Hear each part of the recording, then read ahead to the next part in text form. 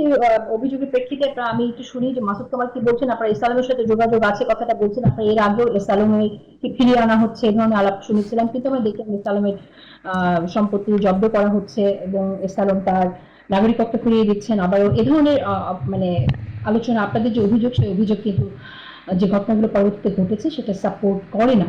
তো সেই জায়গা থেকে আমি জানি না যে আপনারা বলছেন যে চেয়ারম্যানের বিরুদ্ধে যে অভিযোগ সেটা তার সাথে সালমের যোগাযোগ আছে এটা বলছেন, আসলে কতটুকু এটা আমি জানি না, যেটা পেছনে সত্যতা আছে এবং এই কারণেই কি শুধু আসলে করা উচিত কিনা। মাসুদ কামাল, আপনার কাছে কি মনে হয় সচেতন গ্রাহক ফোরামের ব্যানারে যে আন্দোলন হচ্ছে, এইভাবে আন্দোলন করে আতিক মুজাহিদ যে অভিযোগগুলো তুললেন সেই অভিযোগগুলোকে অন্যভাবে তোলা যেত কিনা, এভাবে আন্দোলন করে অনেকে বলছেন যে এটা আসলে একটি পলিটিক্যাল পার্টির দ্বারা আসলে তারা ইনফ্লুয়েসড হয়ে, এমনকি এখানে গ্রাহক ফোরামে আসলে জামাতের নেতাকর্মী, সচেতন গ্রাহক ফোরামের যে আন্দোলন সেখানে জামাতের নেতাকর্মী অংশগ্রহণ করছে, এই অভিযোগটা আছে।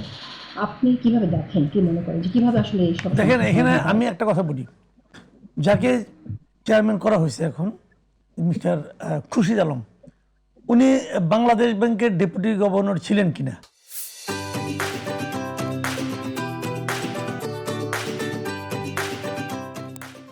উত্তর হলো হ্যাঁ ছিলেন। কোন আমলে ছিলেন? হাসিনা আমলে ছিলেন। হাসিনা আমলে কি বাংলাদেশ ব্যাংক খুব ভালো চলছে? চলে নাই। ওই সময় ওনার কি ভূমিকা ছিল? বিপ্লবী কোনো ভূমিকা ছিল না? বিপ্লবী ভূমিকা ছিল না। তাহলে বাংলাদেশের মধ্যে 20 কোটি মানুষের ভাই, আপনি আর লোক পাইলেন না, এই লোকটাকে এনে বসাইতে হইলো। আর কেউ নাই, আর কোনো ব্যাংকার নাই এই দেশে। এখন আপনি বলবেন যে আন্দোলন করা ঠিক হচ্ছে কিনা, আমি বলবো আন্দোলন করা খুবই ঠিক হচ্ছে। কারণ আমি আন্দোলন করব না। আমি করবো না কেন? ওই ব্যাংকে তো আমার টাকা নাই। আমি তো এটা পেইনটা আমি বুঝি না। যার টাকা আছে সে তার পেইনটা বুঝে।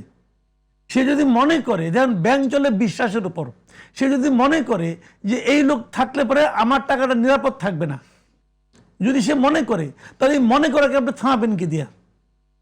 এবং তারা যে যুক্তিগুলি, ব্যাংকের যদি কোনো ব্যাংক মনে করে যে ব্যাংকের সাধারণ গ্রাহকরা মনে করে যে আমার এই লোকের জন্য আমার ব্যাংক আমার টাকা নিরাপদ থাকবে না, তো সেটাকে আপনি অনার করবেন না কেন?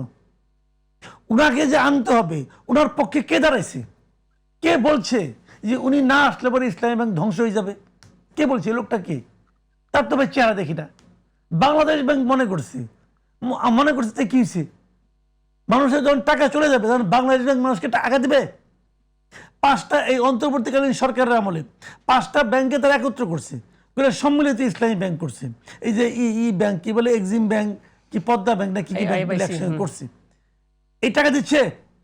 75 লাখ গ্রাহকের টাকা এখানে আটকে আছে। 75 লাখ রে ভাই, একটা দুইটা না। বাংলাদেশ ব্যাংক টাকা দিচ্ছে। এদের টাকাগুলো বাংলাদেশ ব্যাংক দিচ্ছে না। বাংলাদেশ ব্যাংকের সেই তো ক্ষমতাই নাই।